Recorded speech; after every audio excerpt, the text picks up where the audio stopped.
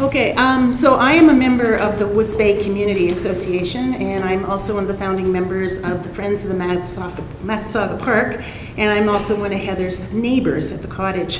So bring those three things together, and we recognized that there's a lot of efforts being made to remove Phragmites by a lot of very dedicated organizations and volunteers, but it was a matter of trying to connect people together so that we could not only share what we were doing, but also support each other. Because as you can imagine, the communities of the Georgian Bay Association are spread out over a very long stretch of shoreline. We all have our own challenges, we all have our own opportunities, but we do have a lot of commitment to it, and we also have a lot of people willing to do the work.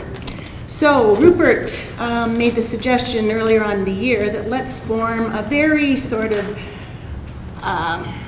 I would say a loose organization. It's not a standing committee of anything, but we asked each organization, community associations, to suggest one person who might be willing to be their sort of frag point person, and we would try and get together. So we have pretty much all of our associations represented. We're waiting for one more to be confirmed, but we started off just by having a conference call, and this is basically what we've talked about.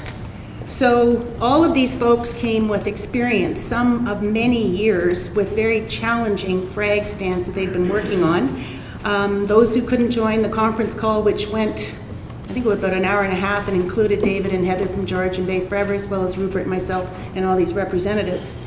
A lot of these folks had already taken advantage of the coaching and expertise of Georgian Bay Forever.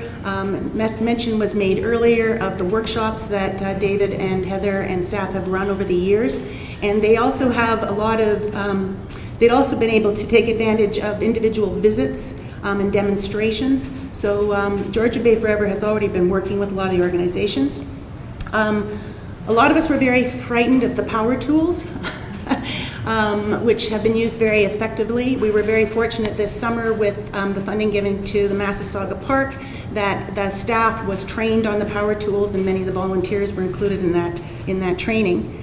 We learned so importantly that the timing of the cut is important. And everyone knows now that there's certain times of the year where you mobilize your group, you get them out there, and so that each year, hopefully, the stands that you've been monitoring get smaller and smaller and then eventually disappear. A lot of educational efforts. I know that Heather and many other members of the GBF have gone to various community association meetings, their AGMs, to say, here's invasive frag, here's native frag. Be very careful. Obviously, if you're harvesting on, on public or private land, you want to maintain the biodiversity. You don't want to detract from it. We've learned how to cut, when to cut. We know the difference between a stolen and a rhizome, and the dangers of just yanking something up and creating a whole bunch of small pieces that then go and establish themselves somewhere. We've also talked to our municipalities about their role. A lot of communities have got challenges with disposal. What do we do with this? It's a huge amount of biomass that takes a very long period of time to, to break down.